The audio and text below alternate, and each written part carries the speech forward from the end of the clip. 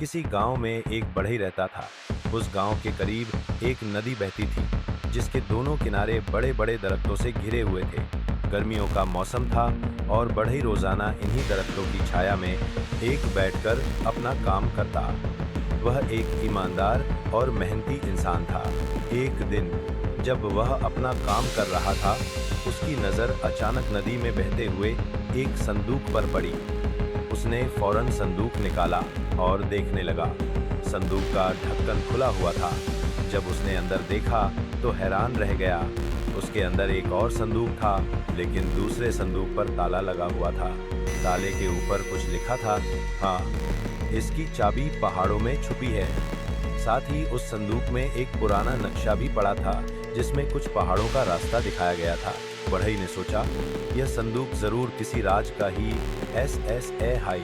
शायद इसमें कोई दौलत या पुरानी यादगार छुपी हो। और फिर उसने फैसला किया कि वो नक्शे के मुताबिक सफर पर निकलेगा। बढ़ई ने अगले दिन सुबह सवेरा अपना थैला उठाया, उसमें एक रोटी, पानी और नक्शा रखा और पहाड़ों की तरफ चल पड़ा। रास्ता मुश्किल था, कभी काली मिट्टी का रास्ता, कभी पत्थरों से भरा हुआ और कभी घास और झाड़ियों से घिरा हुआ। चलते चल उसे एक पुरानी गुफा मिली। नक्शे पर यही गुफा बनी हुई थी। बढ़ई ने सोचा, शायद चाबी इसी के अंदर छुपी हो। वह गुफा के अंदर गया।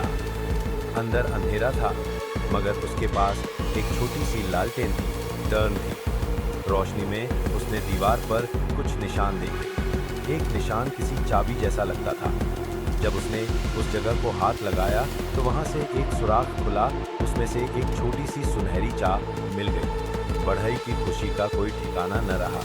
उसने चाबी संभाल कर रखी और फौरन वापस गांव की तरफ चल दिया। अब उसके पास संदूक भी था और उसकी चाबी भी।